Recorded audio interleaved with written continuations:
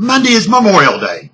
It is time to stop, reflect, and remember those military personnel who have paid the ultimate sacrifice to maintain and protect our freedom and way of life in the U.S. of A. The tradition of Memorial Day originally began in commemoration of those soldiers lost during the Civil War. It was known in various communities and states as Decoration Day. The date set aside was May 30th. This was later changed to allow for a 3-day weekend by Congress to be the last Monday in May.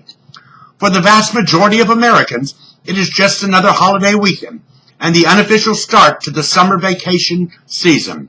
For many others, it's the weekend when millions around the world tune in to watch or listen to the greatest spectacle in racing, the Indy 500.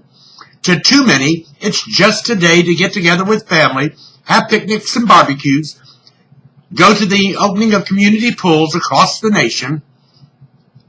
It's a time to lay back and enjoy having 3 days off in a row with no worries. Yet, Memorial Day symbolizes much more. Ask any veterans organization or any military person in uniform or any family member who's lost a loved one in war, whether declared or undeclared, in peacetime or wartime. Memorial Day was meant to be a day upon which a grateful nation pauses to remember those who donned a uniform and gave their life in defense of our American way of life.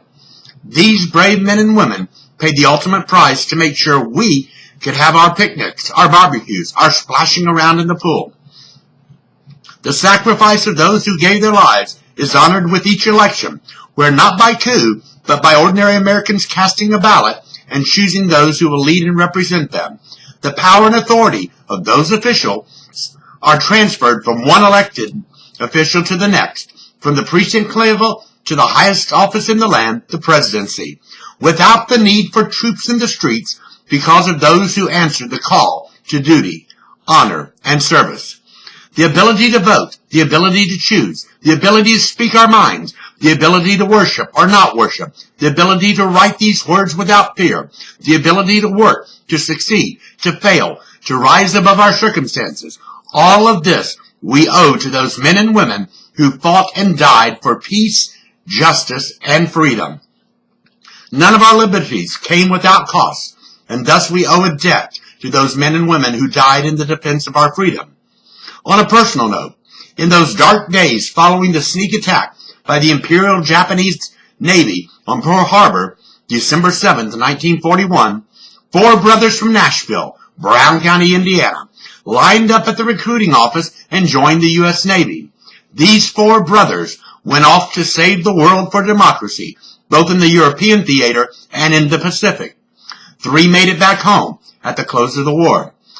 The one who didn't return was my great-uncle Hobart. My grandfather and his other 2 brothers, Herman and Wesley, came home, but changed, never to be the same. I never was afforded the pleasure of meeting my great-uncle Hobart Powell, a sailor who gave his life for our nation during World War II and long before I was born. The family seldom mentioned his name, but it was apparent great-uncle Hobart was not forgotten. His picture, in uniform, hung proudly in my great-grandpa Ansel Powell's living room. In silence, his memory was honored. Today, thousands still are in the fight to keep us safe. Over the past 10-plus years, thousands more have shed their blood and forfeited their lives. We must never forget their sacrifice, their bravery, the lives they lived. This is why we owe a debt of gratitude we can never repay and should never stop repaying. This is why the deaths of veterans waiting on care from the Veterans Affairs medical facilities is such a gaping wound on the American conscience and must be addressed not after another study, but with action now.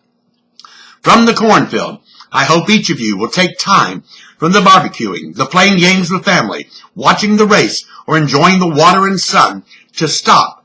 Remember our heroes who gave their all so that we can live in the land of the free and the home of the brave.